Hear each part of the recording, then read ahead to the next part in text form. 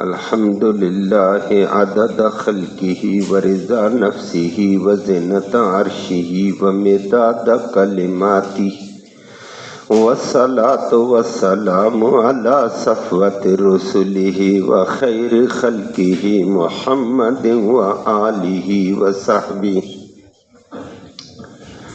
اما بعد فاعوذ باللہ من الشیطان الرجیم بسم اللہ الرحمن الرحیم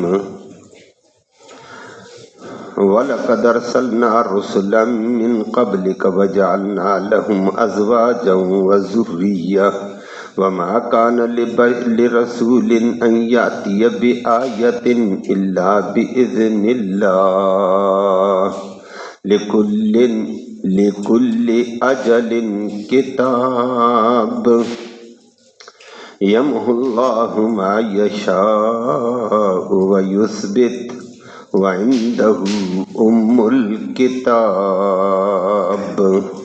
صدق اللہ العلی العظیم وبلغنا رسولہ النبی الأمی الکریم۔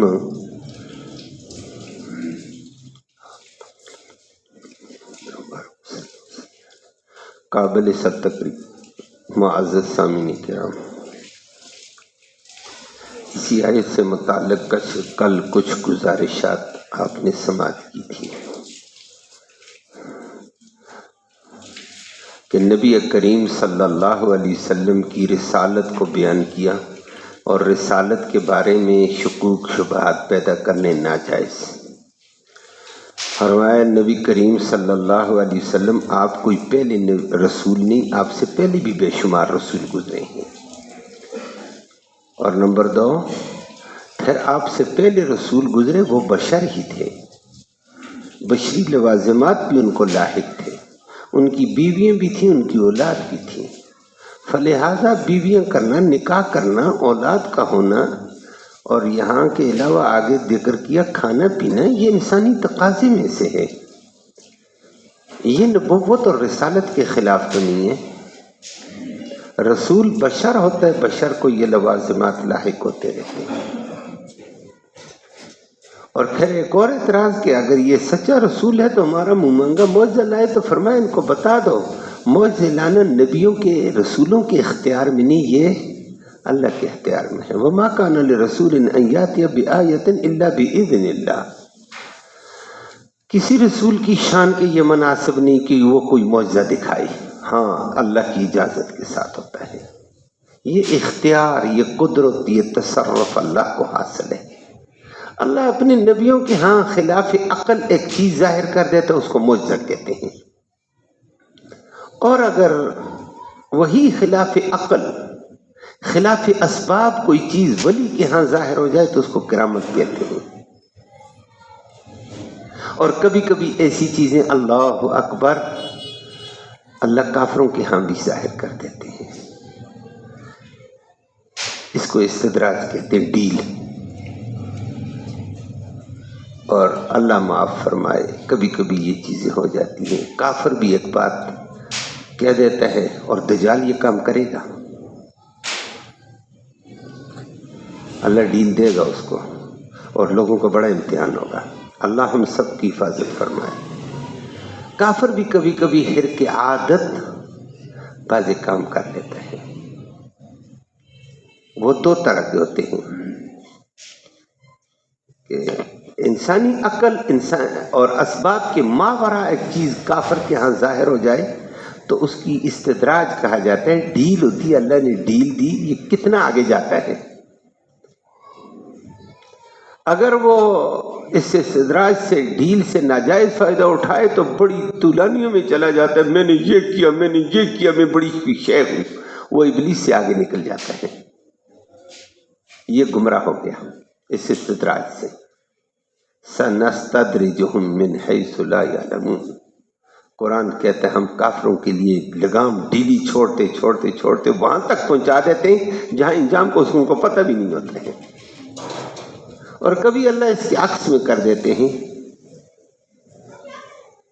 کہ اگر کافر یہ کہہ دے میں بڑا نیک ہوں، اللہ میری باتیں سنتا ہے، میں ابھی اپنی کرامت ظاہر کرتا ہوں، ایک آنکھ اس کی کانی ہے، ایک آنکھ ٹھیک ہے، اور یہ کہہ دیتا ہے دیکھو ابھی آنکھ ٹھیک ہوتی ہے، یا کسی کے لیے وہ دعا کے لیے ہاتھ اٹھاتا ہے، اس کی ایک آنکھ ابھی ٹھیک ہوتی ہے میں ٹھیک کر دیتا ہوں، اللہ کبھی کبھی دوسری آنکھ کو بھی خراب کر دیتے ہیں، یہ احانت کر دیتے ہیں، تذلیل ہو جاتی ہے، اور لوگ بھی کہتے ہیں دور پہلی آنکھ بھی ٹھیک تھی تیری دعا سے دوسری بھی خراب ہو گئی ہے، اس کو تذلیل کہتے ہیں۔ کبھی کبھی اللہ یوں بھی کر دیتا ہے، لیکن یہ انتہا پہ جا کر ہوتا ہے، ابتدا میں ڈیل ہوتی ہے۔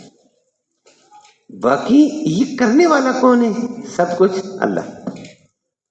نبیوں کے ہاں جو چیز ہوتی ہے اس کو معجزہ کہتے ہیں، ولیوں کے ہاں اسباب سے ماورا چیز ہوتی ہے اس کو کرامت کہہ دیتے ہیں، کافر کے ہاں بھی ہوتی ہے کبھی کبھی اس کو استدراج کہتے ہیں، اور وہ ہر دور میں ہوتی رہتی ہے۔ شبد بازی والے شبد بازیاں کرتے رہتے ہیں، دجال بڑی شبد بازی کرے گا، بارش نہیں ہوگی کہے گا میں ابھی بارش برساتا ہوں، مانو میں خدا ہوں، اور بارش برسا دے گا ظالم، فضا سے قطرے آ جائیں گے،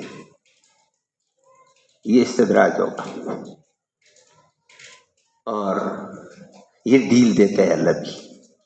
اور آگے جا اور کہے گا مسلمان مومن جو ہوں گے نا، علماء اور مومن لوگ کہیں گے ہمارا رب تو نہیں ہے، ہمارا رب زندہ بھی کرتا ہے مارتا بھی ہے، یحیی و یمیت ہے، وہ کہے یہ کام تو میں بھی کر کے دکھاتا ہوں۔ ایک نوجوان کو پکڑے گا ظالم، حدیث میں آتا ہے فٹو فٹ وہ اس کو سب کے سامنے بات دو کہ جو مجھے خدا مانتے نہیں مانتے، نہیں مانتا ہوں، میرا پیدا کرنے والا میرا خدا ہے، اس کو پکڑ کر ذبح کر دے گا، دو ٹکڑے کر دے گا درمیان سے، ایک ٹکڑا ادھر پھینکے گا ایک ادھر پھینکے گا، درمیان میں تلوار لے کر گھومے گا بدماش اپنا اسلحہ سے اپنا کمان لے کر، کہ بتاؤ کہ مجھے نہیں مانا میں سب کو یہ حشر کر دوں گا، مانو مجھے۔ تھوڑی دیر بعد وہ کہے گا میں زندہ کر کے دکھاؤں گا، اب مانوں گے؟ دوبارہ وہ حکم دے گا دونوں ٹکڑے مل جاؤ، دونوں ٹکڑے ادھر سے دوڑ کر ادھر سے ٹکڑا دوڑ کر ملے گا، بندہ ٹھیک ٹھاک کھڑے ہو کر باتیں کرے گا، اور اس وقت امتحان ہوگا مسلمانوں کا، بڑا کڑا امتحان ہوگا، توبہ اللہ ہمیں معاف فرمائے۔ آج چھوٹے دجال آتے ہیں، جال پھینکتے ہیں، ہم پھنس جاتے ہیں، پتہ نہیں اس دجال کے دجال میں کیسے ہوگا، اللہ ہی ہماری حفاظت فرمائے۔ فتنے کا بڑا عجیب دور ہوگا، اور وہ دوبارہ کہے گا اب مجھے مانتے لوگوں کو بھی کہے گا، پکے مومن کہیں گے اب ہمیں پتہ چل گیا تو دجال ہے، ہمارے نبی نے تیری یہ علامت بتائی تھی، ہمارا نبی سچا، ہمارا دین سچا، تو جھوٹا ہے۔ اور وہ نوجوان جو قتل کیا اس کو کہے گا تو مانتا نہیں مانتا بھائی، وہ کہے گا میں نہیں مانتا ہوں تجھے، مجھے اب یقین ہو گیا تو جھوٹا کذاب ہے، میرے نبی کی زبان سچی، میرے نبی نے ہمیں پہلے پیشن گوئیاں دے دیں، یہ کرشمے کرے گا، سچے اور پکے مومنوں کا بڑا کڑا امتحان ہوگا، یہ استدراج ہوگا۔ وہ دوبارہ اس کو مارنے کے لیے آگے بڑھے گا، وار کرنے کی کوشش کرے گا، اس کو وار لگے گا ہی نہیں، اس پر ذلیل کر کے رب نے رکھ دیا، الٹا اس کا وار پسپا ہو جائے گا، اس کے ہاتھ شل آگے اس پر وار ہی نہیں کر سکیں گے۔ دنیا حیران، مومن شکر ادا کریں گے، اللہ تو سچا، تیرا دین سچا، تیرا نبی سچا ہے، کہ مار کر دکھا۔ اللہ بھی ایک دو دفعہ ڈیل دیتا ہے کافر کو، زیادہ نہیں، اس کو استدراج کہتے ہیں، ڈیل، رسی ڈیلی چھوڑ دو، جتنا بھاگ سکتے بھاگو، جتنا زور لگا سکتے لگاؤ، لیکن یہ کام کروانے والا کون ہے؟ اللہ ہے۔ کافر کی کیا مجال ہے وہ کر سکے؟ نبی کے ہاں بھی جو چیز خلاف عادت ظاہر ہوتی ہے وہ معجزہ، ولی کے ہاں جو ظاہر ہو جائے اس کو کرامت کہہ دیتے ہیں۔ کبھی کبھی ادھر بھی لوگ کہہ دیتے ہیں فلانے کو ایسے بچ گیا وہ اس بیماری سے، یہ کوئی معجزہ ہی ہے، معجزہ مت کہو، معجزہ نبیوں کا ہوتا ہے۔ ہاں یہ کہہ دیں گے یہ کسی اللہ والی کی دعا کا اثر ہو گیا، کوئی کرامت ہو گئی کسی نیک آدمی کی، اور اس کے علاوہ کچھ نہیں ہو سکتا ہے۔ کبھی ہمارے لیے وہ ایک سبق ہوتا ہے، استدراج ہوتا ہے، اللہ ہم سب کو ہدایت دے۔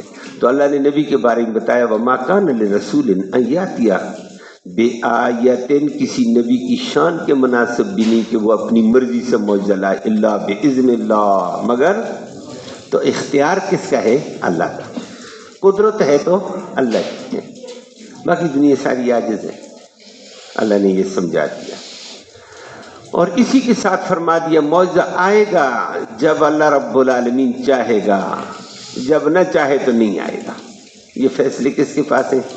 لکل اجل کتاب، ہر اجل کے لیے ایک لکھت ہے، ہر چیز کے ٹائم مقررہ کے اوپر لکھت ہو چکی ہے، اسی کے مطابق وہ چیز آئے گی، اس سے نہ پہلے نہ پیچھے۔ نبیوں سے معجزے مانگے، رب چاہے گا تو آ جائے گا، لکھت ہوگی، نہیں چاہے گا تو نہیں آئے گا معجزہ۔ اللہ، ہر چیز اللہ کے ہاں لکھت میں ہے، اسی لکھت کو تقدیر ہم کہہ دیتے ہیں۔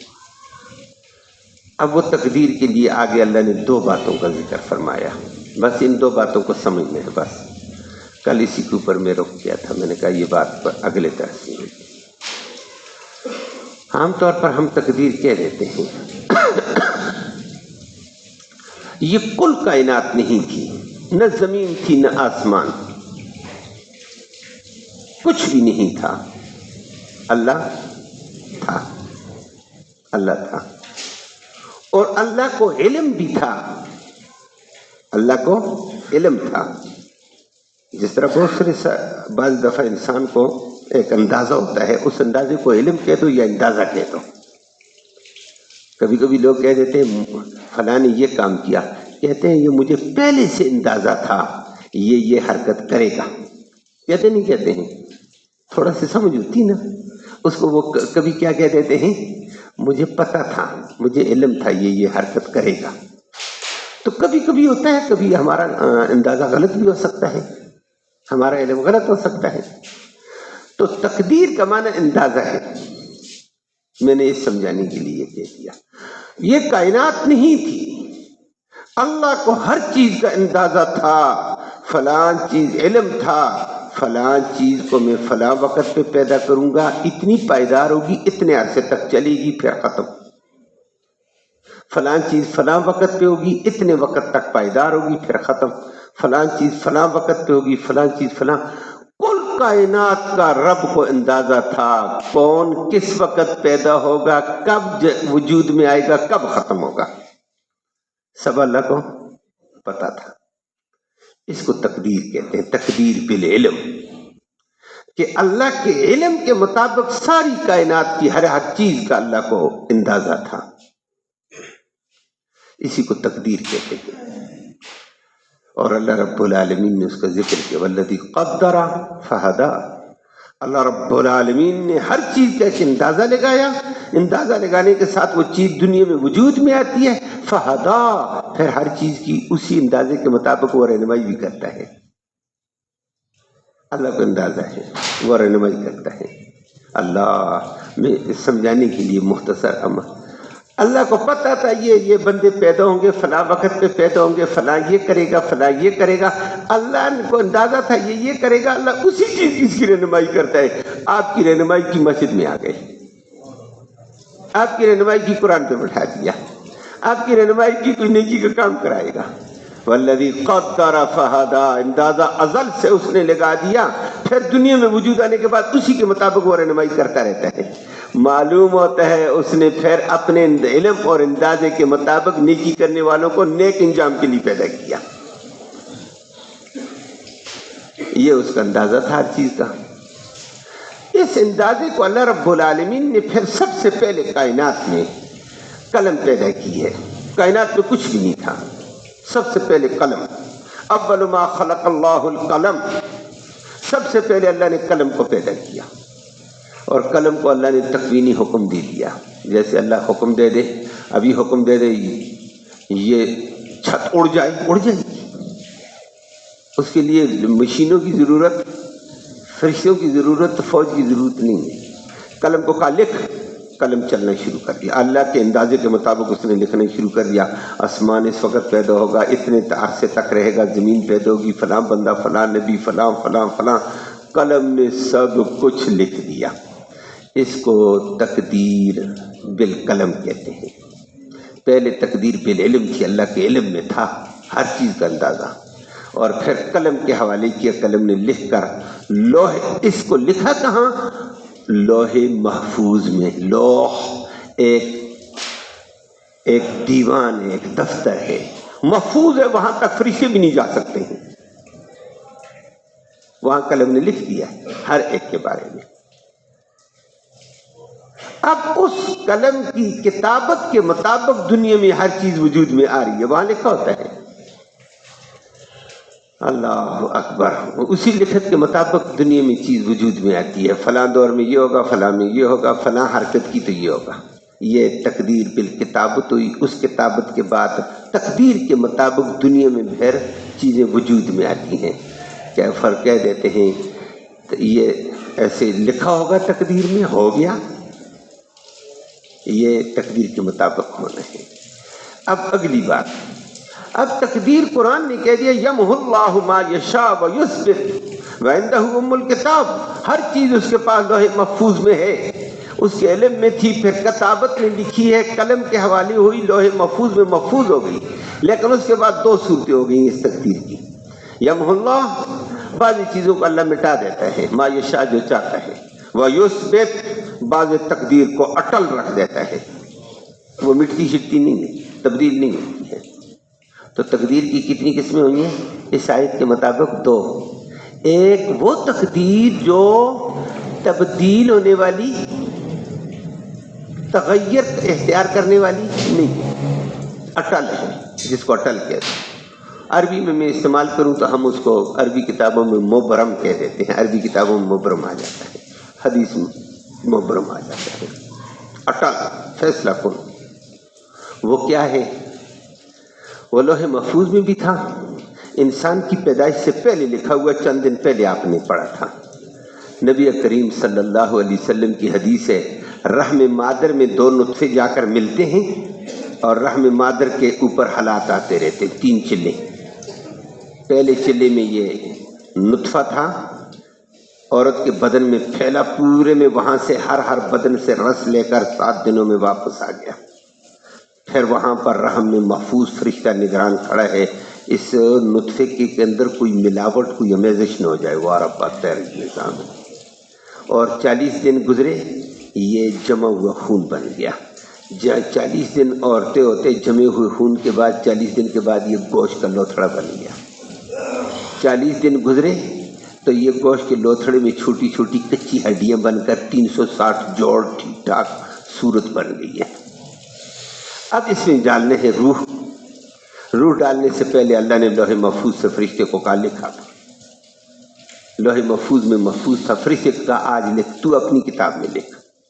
یہ شقی ہوگا، بدبخت، یہ سعید ہوگا، نیک بخت۔ اس کی عمر اتنی ہوگی، اس کا رزق اتنا ہوگا، یہ کام لکھو۔ یہ چیزیں لکھ دی جاتی ہیں۔ اس کا شقی ہونا، سعید ہونا، اس کا رزق لکھ دیا جاتا ہے۔ اور اسی لیے حدیث میں فرما دیا، رزق تو لکھ دیا، تیری ماں کے پیٹ میں تیری روح بھی نہیں گئی تھی ابھی، تو کیا دوڑ لگاتا ہے، کبھی حلال کبھی حرام کے پیچھے دوڑے لگا ہوئے۔ اس کی عمر لکھ دی جاتی ہے، اس کے سانس لکھ دیے جاتے ہیں، اتنے سانس لے گا، اتنے ہی ہوگا۔ یہ اللہ نے فرشتوں میں یہ اٹل چیزیں ہیں۔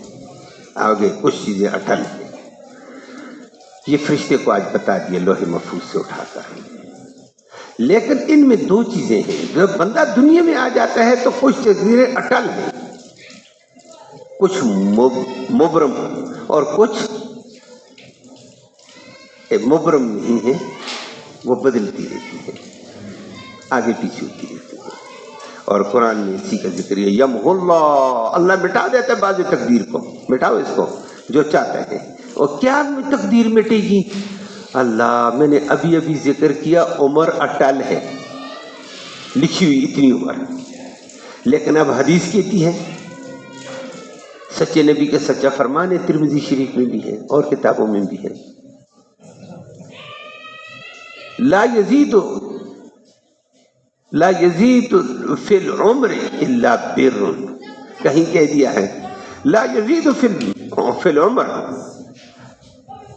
الا بر الوالدین الا دعا، کہ عمر میں اضافہ نہیں کر سکتی کوئی چیز بھی، اٹل ہے، لیکن والدینوں کے ساتھ حسن سلوک کرو گے تو عمر میں اضافہ ہو جائے گا۔ اور کہیں کہہ دیا ہے کہ لا یزید العمر، عمر میں اضافہ نہیں ہو پاتا ہے، لا یزید العمر الا دعا، دعا اضافہ کر دے، گڑ گڑا کر اللہ کے سامنے رو، اضافہ ہو جاتا ہے۔ اب محدثین کرام اس پہ آئے تھے یہ کیا چیز ہے؟ ایک طرف حدیث کہتی ہے کہ ماں کے پیٹ کے آنے سے پہلے عمر بتا دی ہے، ادھر کہہ دیا ہے کہ نیکی کی وجہ سے والدینوں کے ساتھ حسن سلوک کرو گے، دعائیں کرو گے، تو دعا کی وجہ سے، حسن والدینوں کے ساتھ حسن سلوک کی وجہ سے، کسی غریب مسکین نیک آدمی کے ساتھ بلائی کرو گے، عمر میں اضافہ ہو جاتا ہے۔ تو یہ تقدیر مبرم اٹل ہوئی یا پھر تقدیر بدلنے والی، غیر مبرم، معلق، اس کو معلق کہتے ہیں، اسی کو معلق کہا ہے۔ اب معلق یمحو اللہ، بعضوں کو اللہ مٹا دیتا ہے، یہ معلق ہوتی ہیں، وَيُثْبِتْ، بعضوں کو اٹل رکھتا ہے، جب تبدیلی نہیں آتی ہے۔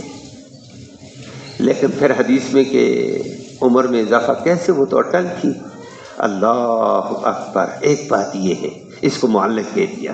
اللہ نے وہاں جہاں لوہے اس کی لکھی ہوئی تھی اس کی 60 سال عمر ہے، لیکن ساتھ لکھا اگر یہ والدینوں کے ساتھ اچھا سلوک کرے گا 5 سال اس کو اور نیکیاں کمانے کا موقع دیا جائے گا۔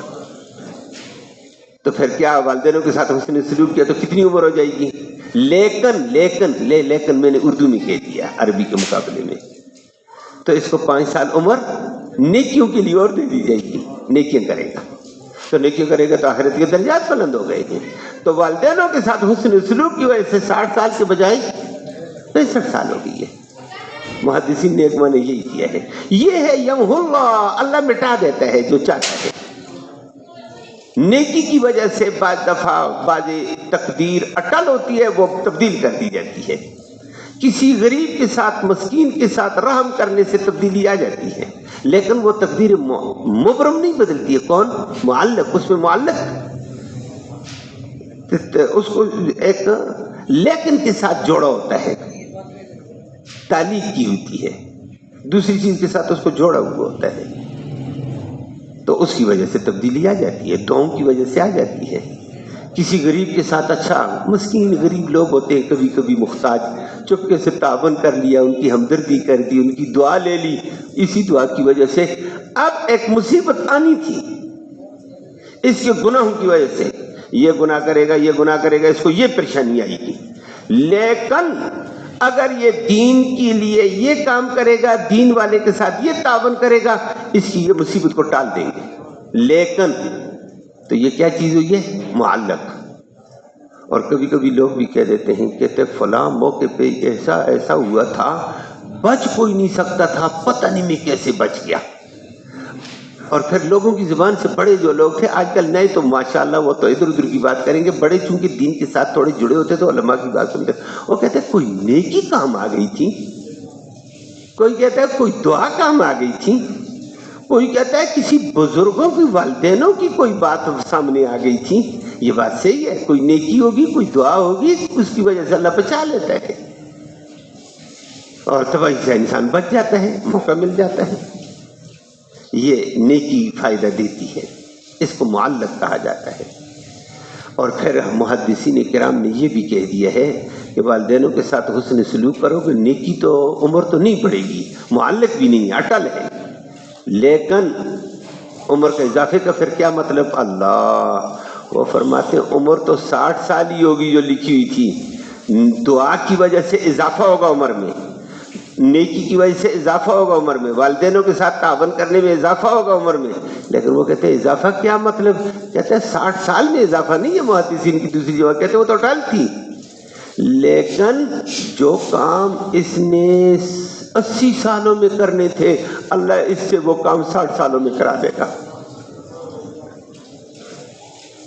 اور یہ کبھی کبھی ایسے ادھر بھی ہوتا ہے، آپ خود اندازہ لگا لینا، بندہ کبھی کبھی عاجزی کے ساتھ رو گیا، دعائیں کر لی، ذکر کر لیا، جو بھی ہے، کسی غریب کے ساتھ تعاون کیا، کسی بہن کے ساتھ، اپنی سگی بہن، جو بھی رشتہ دار ہوتے ہیں یہ حسن سلوک کے اہل ہوتے ہیں، والدینوں کی خدمت کر لی، صبح نکلا کہتا فلانا کام ہو نہیں سکتا لیکن جا رہا ہوں، فلانا بھی جاؤں گا، پھر پرسوں ترسوں اس کے لیے جاؤں گا، فلاں دن اس کے بھی لے جاؤں گا، ہوتے نہیں کہ چلو کوشش کرتا ہوں۔ صبح نکلا، پہلے مرحلے میں اللہ نے ایک کام کر دیا، آگے دوسرا بھی حل ہو گیا، تیسرا بھی حل ہو گیا، چوتھا بھی حل ہو گیا۔ جو کام اس نے ترتیب سوچی ہوئی تھی ہفتے کی، وہ ایک دن میں ہو گیا۔ کہتے یہ کیا ہوا؟ یہ ہے وہ نیکی کی وجہ سے عمر میں اضافہ، جو آپ نے ہفتے میں کام کرنے تھے 2 گھنٹوں میں کام کر دیے ہیں، یہ اضافہ ہوتا ہے۔ اللہ کہتا ہے نیکی کی وجہ سے، بھلائی کی وجہ سے میں اس کی عمر میں اضافہ کر دیتا ہوں، تھوڑے ٹائم پہ اس کا کام زیادہ ہو جاتا ہے۔ اور بہت سارے لوگوں سے کبھی کبھی سنتے رہتے ہیں، کہہ دیتے ہیں اوہو آج اللہ سے کوئی اور بھی چیز مانگتے تو وہ بھی حل ہو جاتی، آج تو ناممکن چیز حل ہو گئی ہے۔ پھر کا آدمی کہتے ہیں فلانی بھی حل ہو گئی ہے، اور آج اللہ سے کوئی اور بھی مانگتے تو کوئی مانگنے کا ٹائم ہوگا، کہتے ہیں یہ کوئی بھی لوگ کہہ دیتے ہیں۔ اور یہ کبھی کبھی اللہ کاموں کو سمیٹ دیتے ہیں، اور اس کو حدیث نے حل کیا ہے۔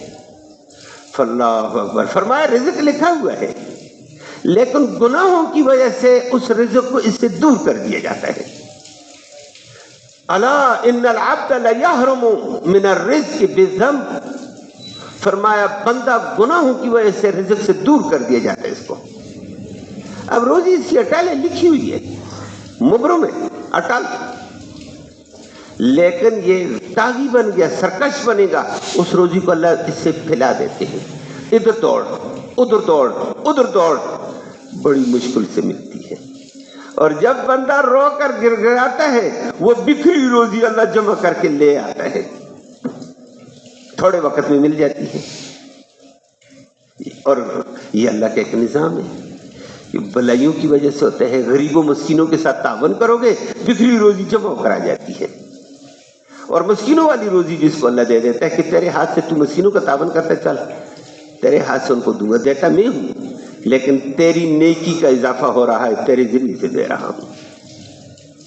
اور انسان کبھی کبھی روزی بکھر جاتی ہے، اسی لیے نبی کریم صلی اللہ علیہ وسلم فرمایا کرتے تھے لوگوں دعا کرو، روزی تو اللہ دے گا، ہر ایک کو دیتا ہے، لیکن روزی بکھر جائے تو روزی کے پیچھے دوڑنا پڑتا ہے، اور روزی اگر نہ بکھرے تو چلتے ہوئے اللہ رب العالمین اپنے نظام قدرت سے بھیج دیتا ہے، اس کی قدرت ہے۔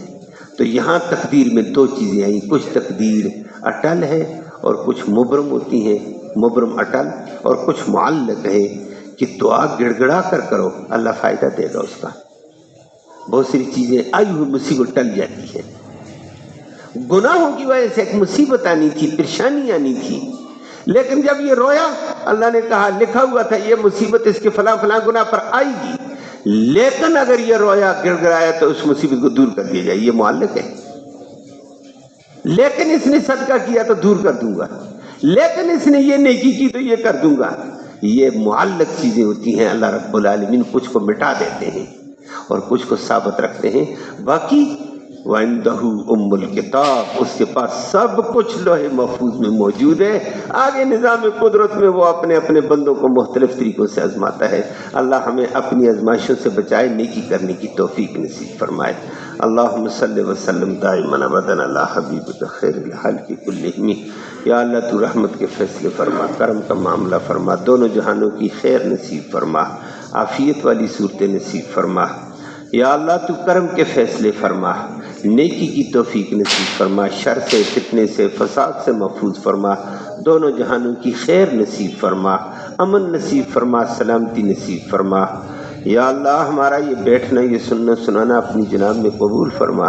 اس سننے سنانے کا ایصال ثواب ہمارے اعزاء اقارب قریب اور بعید زمانے میں جتنے بھی فوت ہو چکے ہیں، یا اللہ ان کی روح تک اس کا ثواب پہنچا دے، ان کی مغفرت فرما، ان کو جنت نصیب فرما۔ یا اللہ اس قرآن کی برکت کے طفیل بیماروں کو شفا نصیب فرما۔ یا اللہ ہماری آپ کے آگے دعائی ہے، دعا کی وجہ سے تو تقدیروں کو بدلتا ہے، امت کے اوپر آئے ہوئے مسائل کو دور فرما دے۔